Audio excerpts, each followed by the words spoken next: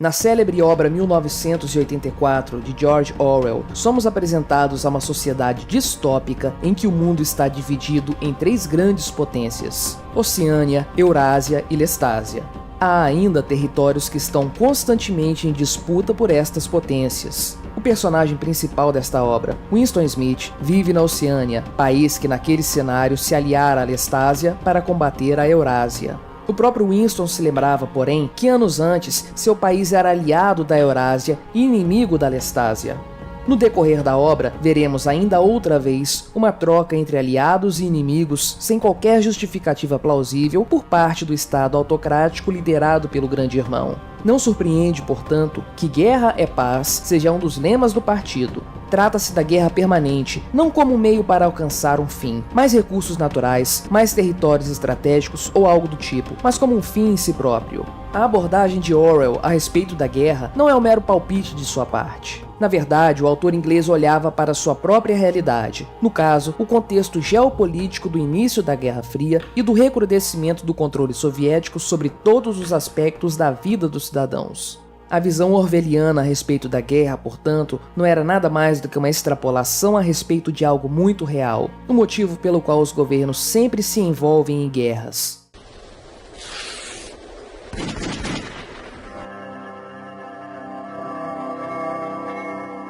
Por que os estados se envolvem em conflitos? O ser humano se envolve em conflitos muito antes do início da civilização como a conhecemos. Ossadas de grupos de caçadores-coletores, mortos a golpes de clava e atravessados por flechas, datando de 10.000 anos atrás, demonstram esse fato. Conforme as sociedades foram se tornando mais complexas, a guerra foi tomando proporções cada vez maiores. Durante a Antiguidade, os exércitos assírios, babilônios e persas, sucessivamente, se destacaram como os mais poderosos e violentos. Alexandre o Grande, considerado por muitos o maior estrategista militar da história, varreu a Grécia, a Turquia, o Egito, o Oriente Médio e partes da Índia com seu bem treinado exército. E mais notadamente, o exército romano impôs os tributos dos Césares a todos os povos do mar Mediterrâneo e da Europa Ocidental. Sucessivamente, a prática da guerra se manteve como grande pilar do poderio dos chefes dos estados em todas as partes do mundo. Por meio dos conflitos, o governante se apoderava de terras, de recursos e, é claro, de novos seres humanos, que poderiam ser forçados à escravidão ou tornados súditos pagadores de tributos. A guerra, portanto, sempre foi a maior fonte de poder nas mãos dos estados. As guerras asiáticas durante a Idade Média tendiam a ser mais violentas. Por exemplo, as invasões mongóis do século XIII representaram um decréscimo populacional de cerca de 50 milhões de pessoas. Vários conflitos dinásticos chineses, por outro lado, representaram também morticínios nas casas dos milhões. Nada, porém, se compara à terrível máquina da morte representada pela Guerra Ocidental do século XX. Com o advento da conscrição, ou seja, do alistamento militar obrigatório, exércitos gigantescos foram criados. É importante desde já deixar claro que a conscrição é uma terrível violência contra indivíduos, representando uma verdadeira escravidão moderna, capitaneada pelos estados. Tal prática se tornou mais comum a partir de finais do século XIX e teve como consequência inevitável as guerras mundiais. Esses dois conflitos levaram a uma escalada da violência estatal a níveis nunca antes experimentados pela humanidade. Dezenas de milhões de soldados foram enviados para a morte em situações desoladoras, padecendo de doenças, fome e frio extremo, em combates em que já se esperava grande número de baixas. Em outras palavras, jovens militares recrutados pelo esforço de guerra de seus países eram atirados para a frente de batalha com pouca chance de sobreviver até o final do conflito. Algo que chama bastante atenção ao analisarmos o histórico das guerras é o fato de que aliados e inimigos se revezam com muita frequência. Olhando para a história recente, percebemos que Inglaterra e França, históricos inimigos durante o final da Idade Média e na Idade Moderna, acabaram por se aliar para enfrentar a Tríplice Aliança na Primeira Guerra Mundial, formada por Alemanha, Itália e Império Austro-Húngaro. Por outro lado, em 1812, a Inglaterra guerreou contra os Estados Unidos. Desnecessário dizer que 100 anos depois, a grande potência americana lutaria ao lado de sua antiga inimiga Inglaterra na Grande Guerra. Saltando no tempo, vemos que após a Segunda Guerra Mundial, os antigos aliados Estados Unidos e União Soviética se tornariam os dois grandes antagonistas do cenário geopolítico mundial. E na atualidade, a OTAN, Organização do Tratado do Atlântico Norte, engloba países como os já citados Estados Unidos, Inglaterra e França, além de Alemanha, Itália e Turquia, países esses que, em um ou outro momento, já guerrearam entre si. Tal como no citado caso do livro 1984, aliados e inimigos se revezam com assustadora frequência, e tudo a depender dos sabores políticos. No fim das contas, não é isso que importa para os governantes. O que importa mesmo é a manutenção dos conflitos. Veja o caso do país mais poderoso do mundo, os Estados Unidos.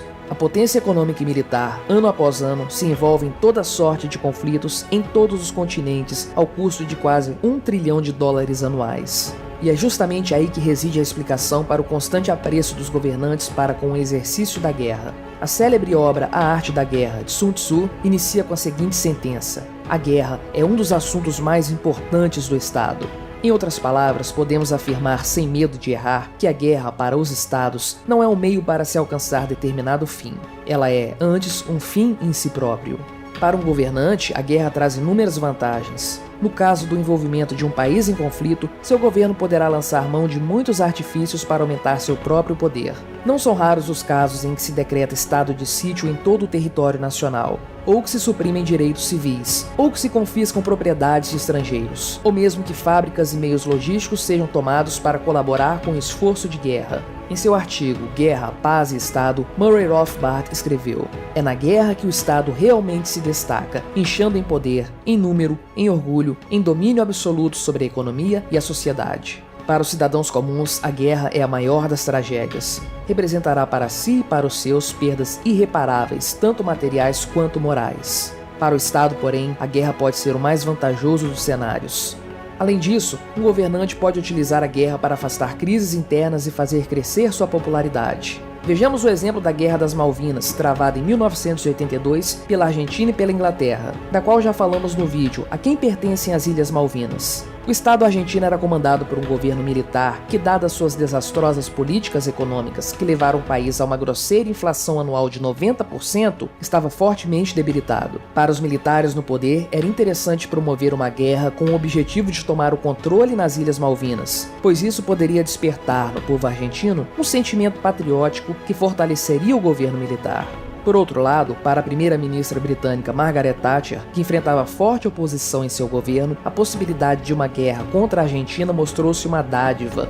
O conflito inevitavelmente estourou e em pouco tempo a marinha inglesa havia sobrepujado as forças argentinas. Para a Dama de Ferro, o resultado da guerra foi formidável. A primeira-ministra teve um aumento de popularidade e garantiu para si as eleições do ano seguinte. Já a junta militar argentina foi ferida de morte no conflito. Após sucessivas trocas de liderança, o governo militar se encerrou também no ano seguinte. Porém, os maiores prejudicados pela guerra foram os soldados que nela se envolveram, especialmente os 323 argentinos mortos no afundamento do cruzador General Belgrano. Citando novamente a obra 1984, em determinado momento, descobrimos que a personagem Júlia acredita que não há nenhuma guerra em curso e que as bombas e foguetes lançados diariamente sobre as cidades de Oceânia são lançadas pelo seu próprio governo.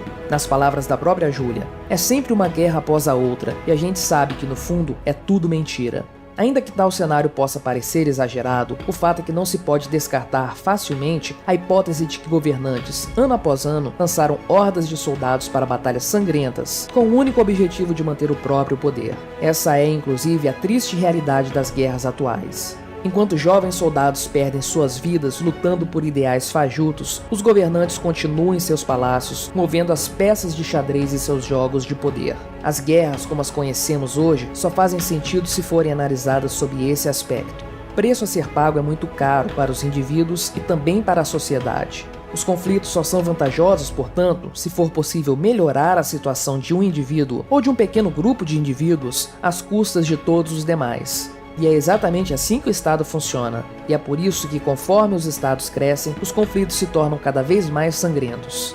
A realização de guerras generalizadas envolvendo exércitos de milhões de soldados não faz o menor sentido em uma sociedade realmente livre. Dificilmente poderemos imaginar um cenário em que seja vantajoso para inúmeros indivíduos se unirem em guerra contra outro tanto de indivíduos. Como a história demonstra, o preço a ser pago, tanto do ponto de vista financeiro quanto em vidas humanas, é muito alto. Conflitos são sempre inevitáveis. Contudo, quando o próprio indivíduo interessado pode ser prejudicado pelo agravamento de tal conflito, soluções pacíficas tendem a ser buscadas.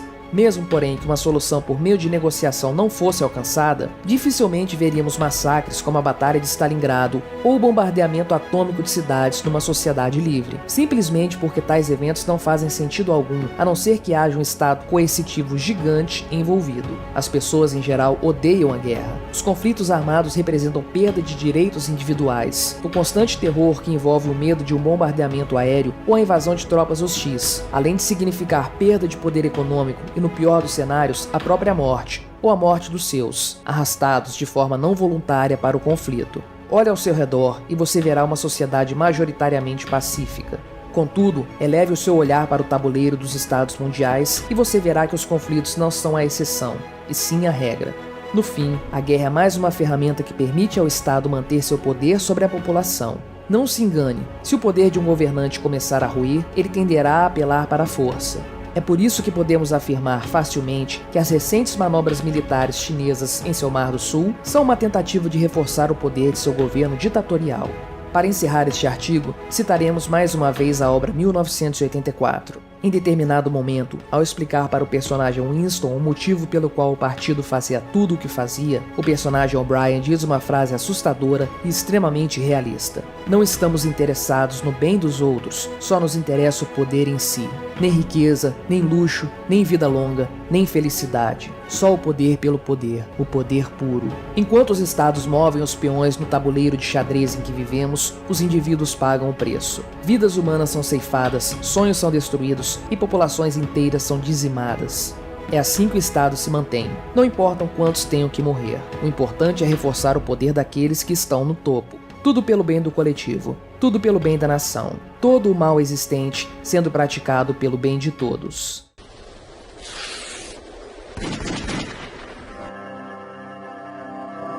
Até a próxima.